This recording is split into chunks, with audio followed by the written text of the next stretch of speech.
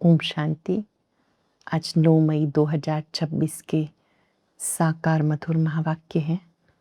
आज की मधुर मुरली में स्वयं निराकार परम पिता परमात्मा ने पिता श्री ब्रह्मा के श्रीमुख से बहुत सुंदर शिक्षा दी है।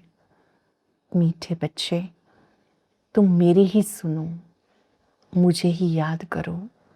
तुम यहाँ आए हो सेल्फ को रियलाइज करने, बाप को रियलाइज करने, गॉड रियलाइजेशन करने।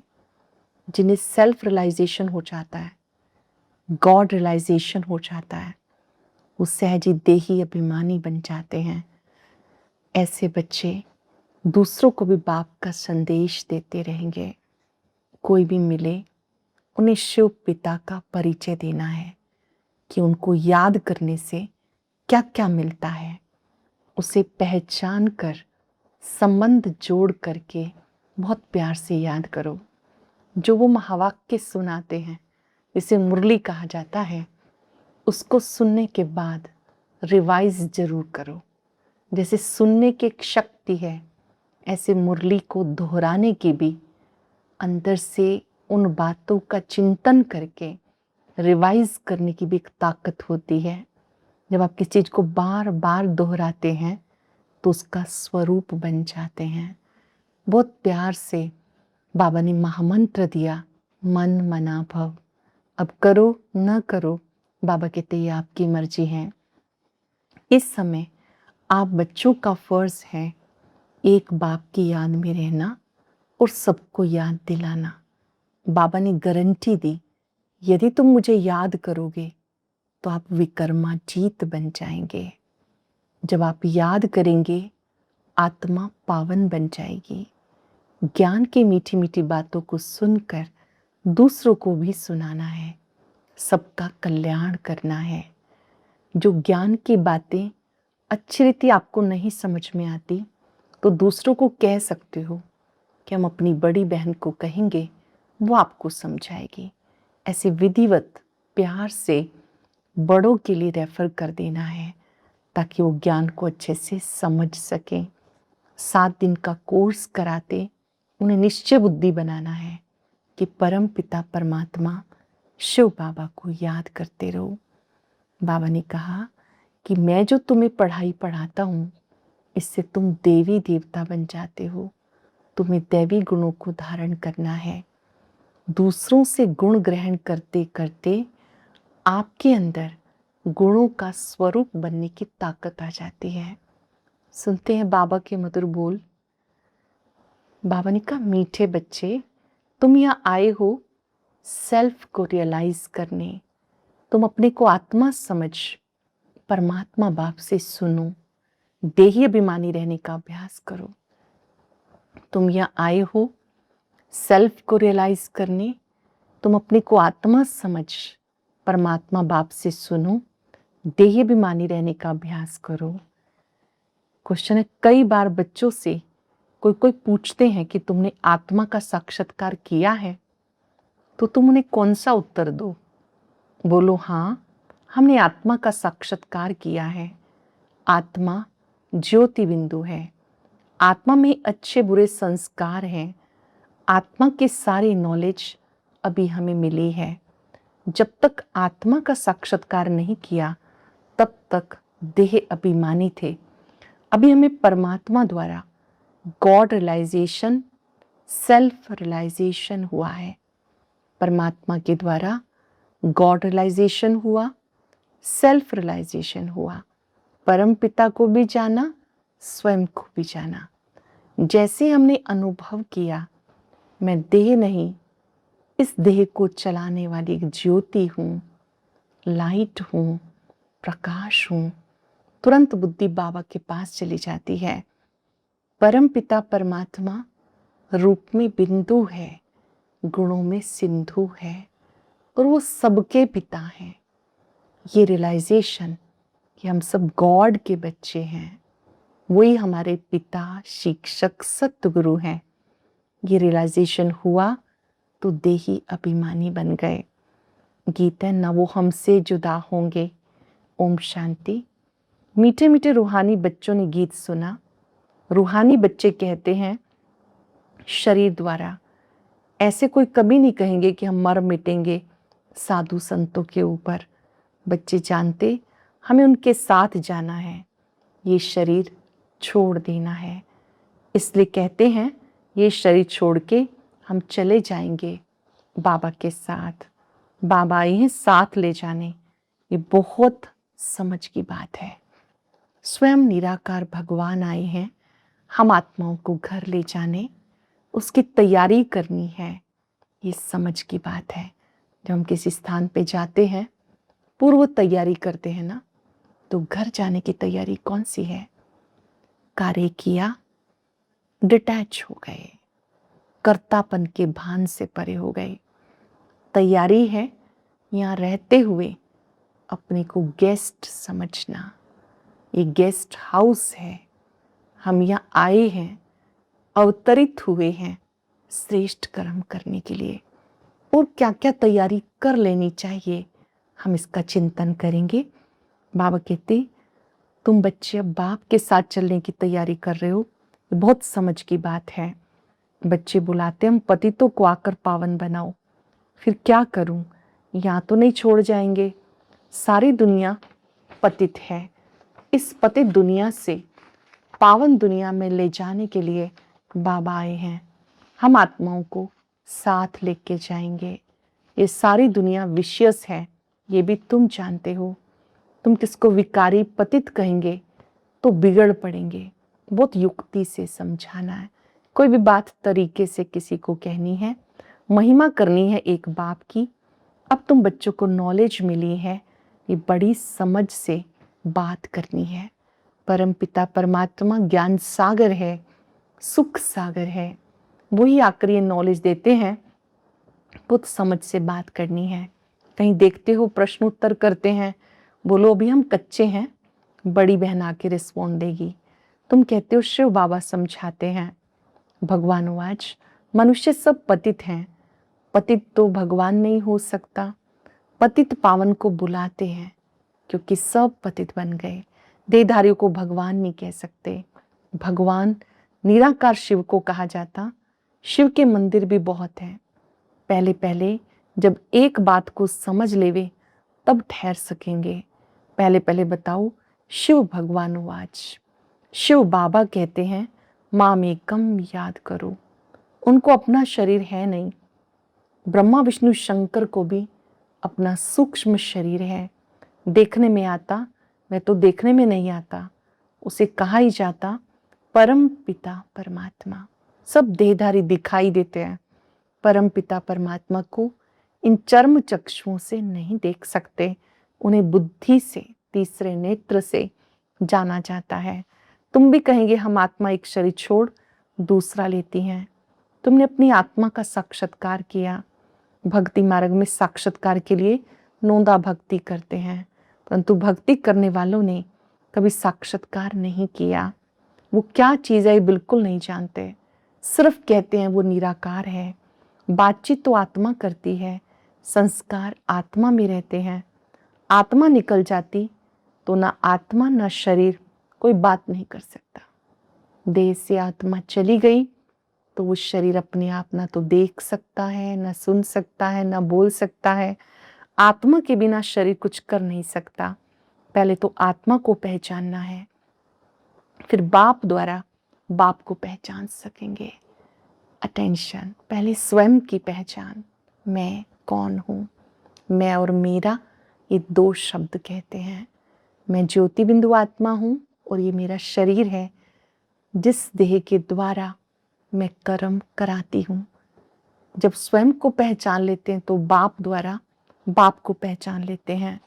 आत्मा को परम पिता परमात्मा का साक्षात्कार कैसे हो सकता जबकि अपने को ही नहीं जान सकते, देख सकते। भले कहते हैं चमकता है जब सितारा, ये किसी को पता नहीं कि आत्मा में 84 जन्मों का पार्ट नूंदा हुआ है। मनुष्य बिल्कुल देह अभिमानी रहते। अब बाबा कहते देही अभिमानी बनो। अपने को आत्मा समझ फिर से मेरे द्वारा सुनो। सुनने वाली आत्मा है, आत्मा को सुनाने वाला परमात्मा चाहिए। मनुष्य को समझाने वाला मनुष्य होगा। ये आत्मा का ज्ञान किसी को नहीं है। इसलिए कहते पहले आत्मा को जानो, सेल्फ को रियलाइज करो। आत्मा खुद कहती है। आत्मा को हम रियलाइज कैसे करें, ये थोड़ी किसको पता है। कैसे छोटी सी बिंदी में 84 जन्मों का पार्ट भरा हुआ है। बाबा को आकर बच्चों को पहले सेल्फ रियलाइजेशन कराना होता है। बाबा कहते अपने को आत्मा समझ, मुझे याद करो। आत्मा और परमात्मा जब मिले तब ये बातें हों। दुनिया को पता ही नहीं परम पिता परमात्मा कब आएंगे, कैसे आके समझाएंगे। ना जानने के कारण मतभेद में आ जाते हैं। उन सब का मदार शास्त्रों पर है।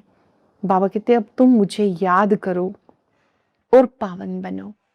बाबा आकर सब वेदों शास्त्रों का सार समझाते हैं। सार क्या है?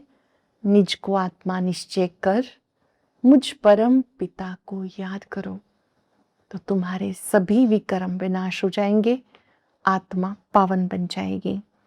बाबा ने कहा अब तुम्हारे पास ये चित्र बहुत अच्छे हैं। इन चित्रों के द्वारा दूसरों को समझाया जाता है। कोई ने वर्ल्ड के नक्शे देखे ही नहीं होंगे तो उनको क्या पता लंदन कहाँ है, अमेरिका कहाँ है, जब तक टीचर बैठ मैप पर समझाए। इसलिए तुमने चित्र बनाए हैं, परंतु डिटेल में कोई समझ नहीं सकते। सूर्यवंशियों ने राजधानी कहाँ से ली, फिर चंद्रवंशियों ने कैसे ली, क्या सूर्यवंशी से लड़ाई की? सतयुग में श्री लक्ष्मी नारायण का राज्य होता है, बाद में त्रेता युग में श्री सीता श्री राम जी का, तो उन्होंने कैसे उनसे राजाई ली, किस विधि से ली? संगम पर पुरुषार्थ करके सूर्यवंशी चंद्रवंशी दोनों राजधानी स्थापन हो जाती हैं। बाबा ने कहा अब तुम बच्चे जानते हो हम यहाँ बाबा के पास आए हैं। इन बातों को जो अच्छी रीति समझते हैं, समझो वो ब्राह्मण कुलभूषण है। जो इस ब्राह्मण परिवार के हैं उनकी बुद्धि में बातें बैठ जाती हैं। दूसरे तो बैठ करके फालतू डिबेट करेंगे। ऐसे भी नहीं कि सबको इकट्ठा समझाया जा सकता है, नहीं, अलग अलग समझाना होता। कायदा भी है, पहले बाप को आत्मा को समझें फिर क्लास में बैठे। पहले कोई भी नया आता है तो सीधा क्लास में नहीं लेके जाना, पहले शिव परमात्मा का परिचय प्राप्त करें, स्वयं का प्राप्त करें, फिर क्लास में बैठे तो समझेंगे, नहीं तो समझ ही नहीं सकेंगे, संशय उठाते ही रहेंगे। तुम्हें समझाना है भगवान एक है, वो ऊंचते ऊंच है। देवताओं को भी भगवान नहीं कह सकते। आत्मा का भी ज्ञान अब तुम्हें मिला। कर्म का फल आत्मा ही भोगती है, संस्कार आत्मा में रहते हैं, आत्मा सुनती है इन ऑर्गन्स द्वारा। भगवान बाप एक है, वर्षा उनसे मिलता है। बाबा ने समझाया अपने को आत्मा निश्चय करो, मुझ बाप को याद करो। अपने को आत्मा निश्चय करो, मुझे याद करो। याद करने से विकर्माजीत बन जाएंगे, ये गारंटी है। समझानी देनी पड़ती, कोई समझेंगे, कोई तेज बुद्धि वाले होते हैं, शोर मचाने लगते, कोई ना कोई विघन डालने वाले भी निकल पड़ते। कोई हंगामा करे तो बोलना चाहिए, एकांत में आके समझो। यहाँ का कायदा है 7 रोज भट्ठी में रहकर समझाना, क्योंकि ये ज्ञान नया होने के कारण मनुष्य मूंझते हैं।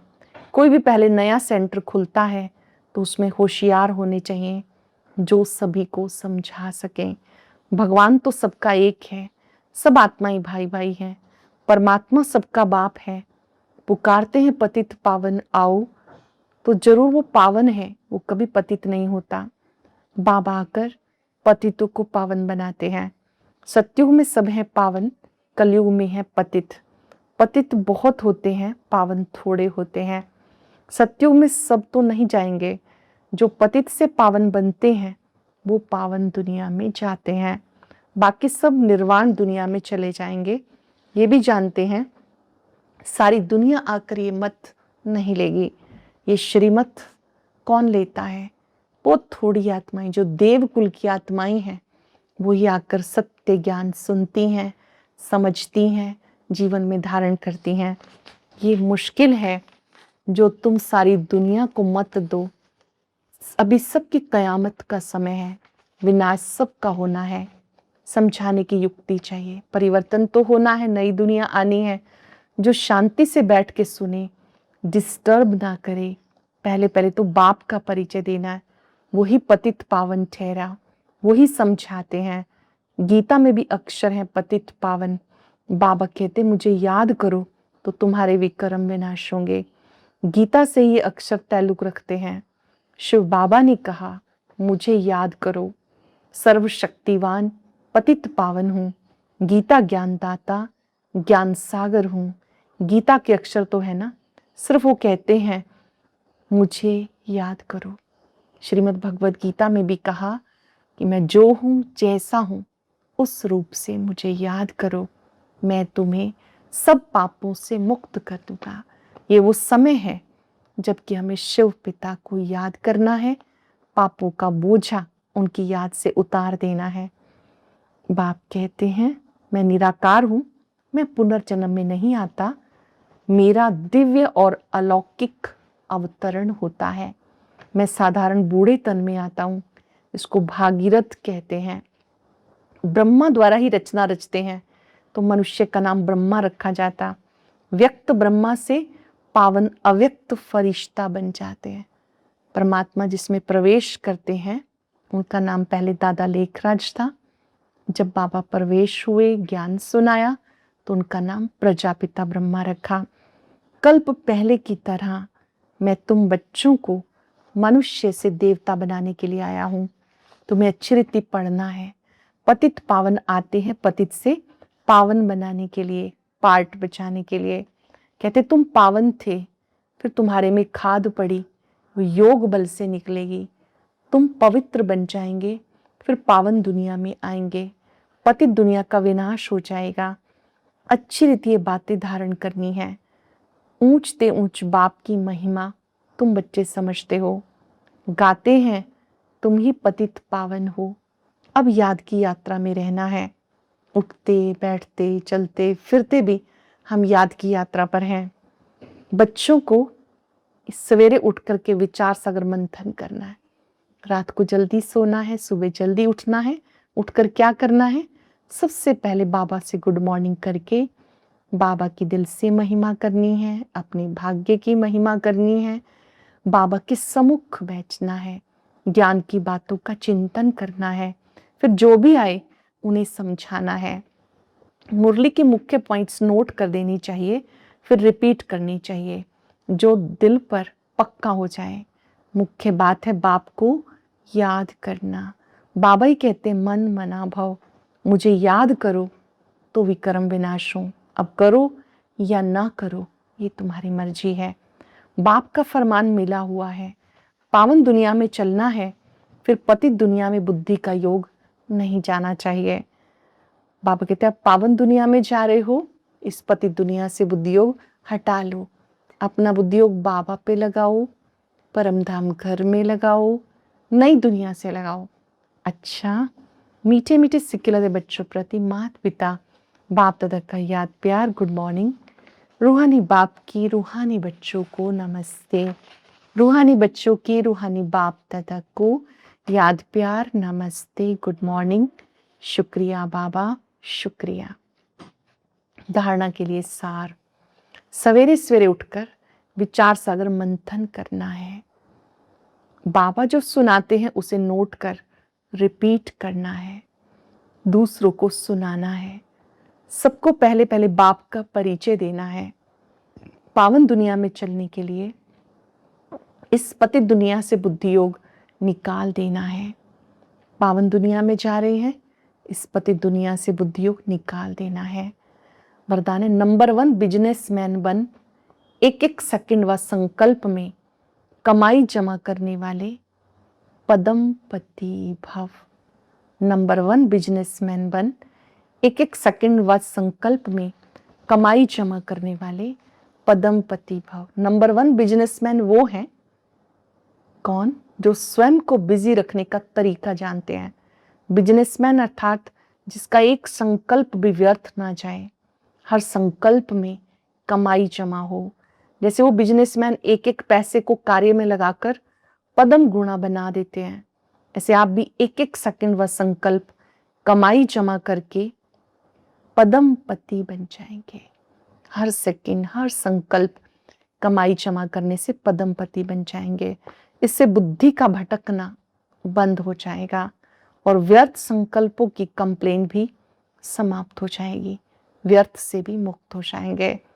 स्लोगन है, जो मांगता है वो खुशी के खजाने से संपन्न नहीं हो सकता। जो दूसरों से मांगता है, कोई मेरा रिस्पेक्ट करे, कोई मुझे पूछे, कोई मेरा महत्व दूसरों को बताए, मान शान की इच्छा रखता है, वो कभी भी खुश नहीं रह सकता। खुश वही रह सकता है जिसे किसी से कुछ नहीं चाहिए, बस सबको देना ही देना है, सम्मान देना, दुआएं देना, शुभ भावनाएं देना। आज हम सब चलते फिरते स्मृति में रहेंगे, मैं पद्मा पदम भाग्यवान आत्मा हूं। अपने भाग्य को स्मृति में लाएं। मेरा भाग्य अति श्रेष्ठ है। अपने भाग्य के सितारे को बहुत सुंदर चमकते हुए स्वरूप से देखें, महसूस करें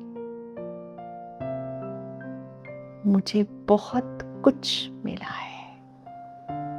मेरा हर सेकंड, हर संकल्प पद्मों की कमाई के लिए है, जमा करने के लिए है। एक सेकंड भी व्यर्थ नहीं गवाना, हर सेकंड सफल करना है।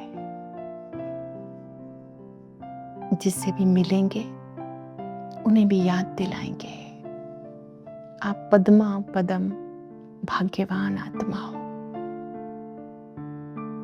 खुश नसीब आत्मा है। आपका भाग्य हर दिन चमकता रहे, चमकता रहे। बाबा की शक्तियों को अपने में आता अनुभव करें। मैं पद्मा पदम भाग्यवान। शुक्रिया बाबा।